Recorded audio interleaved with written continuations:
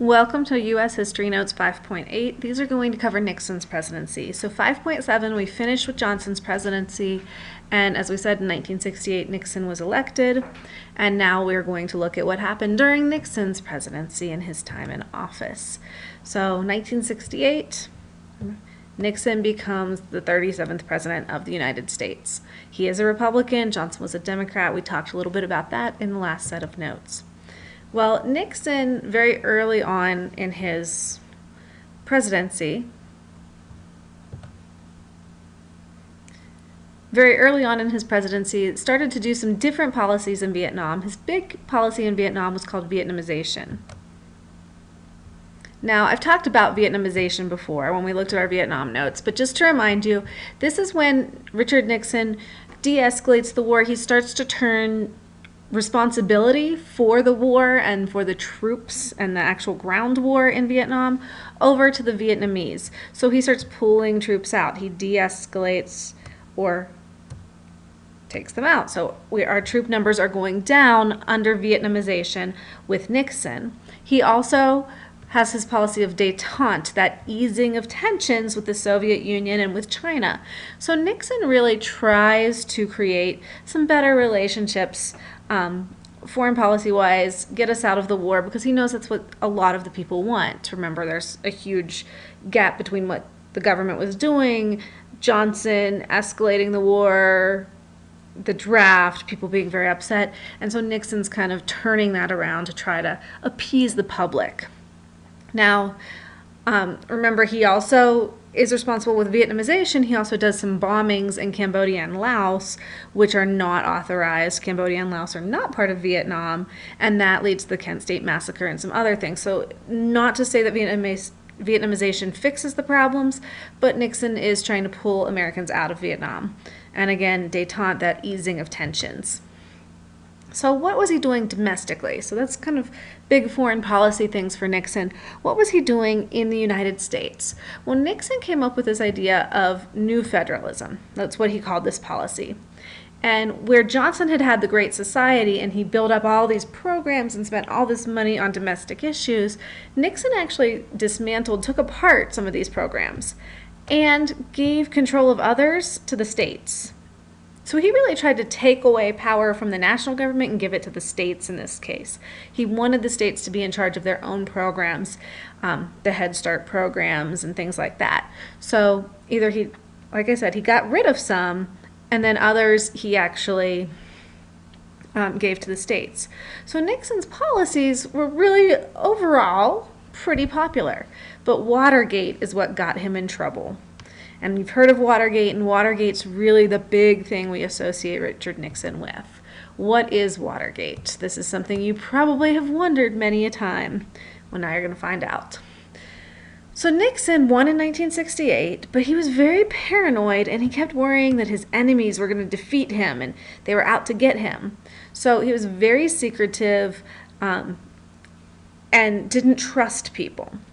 So he was sure people were out to destroy his presidency. He even actually taped everything that happened in the Oval Office, every conversation he had, everything, because he just didn't trust people. Well, he was so worried he wasn't going to stay president, he used some unsavory tactics to make sure that he won in 1972. He spied on Democratic rallies and the opposition rallies. He spread rumors and false reports about his competitors. And finally, there was a break-in at the Democratic National Committee headquarters, which was at the Watergate Hotel, hence the name Watergate. It was an attempt to steal some sensitive information and to wiretap the phones there. They wanted to find out what the plan for the Democrats was so they could beat them. So they actually broke in to the headquarters in the hotel, wiretapped the phones, 5 people get arrested, they're caught burglarizing. Well, that in itself wasn't such a big deal because there was no immediate connection to Nixon. The cover-up is where this all comes out. So there are actually connections between the burglars and the White House, and the media discovers this. Nixon had officials destroy incriminating documents and give false testimony, so they lied under oath.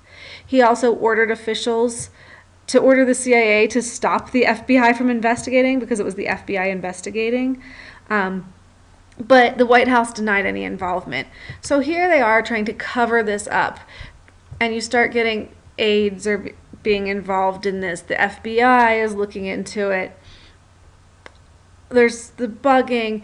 They ask for the tapes that Nixon had. Nixon gives them tapes, but not the tapes that they have gaps in them, so you don't know what was happening. So it was all very fishy. But the election of 1972 comes around and Nixon wins. So didn't even have to do that. So the scandal's there, but it was just starting. Then time moves on and Nixon ends up in the end having to resign because of this. So I said those tapes were discovered after the election. Those tapes were missing parts when he finally released them. The vice president actually resigned because of a different scandal. So Spiro Agnew, the vice president, quit because of tax evasion years earlier. And Nixon had to appoint his new vice president, Gerald Ford. This would be Gerald Ford, the new number 2. Then the Supreme Court orders Nixon to release the tapes that he had in July of 1974. This is in a Supreme Court case called the U.S. versus Nixon. So Nixon and the court have this battle. People are really calling for impeachment of Nixon. The House actually votes to impeach, but the Senate never holds the trial because in August of 1974, Nixon resigns. So Nixon resigns as president in 1974 in August amid this whole huge scandal. And after that, Gerald Ford becomes the 38th president of the U.S. and actually pardons Nixon, even though Nixon had never committed a crime. So that is the end of these notes. Your next notes are going to be about Gerald Ford. So make sure that you listen to those.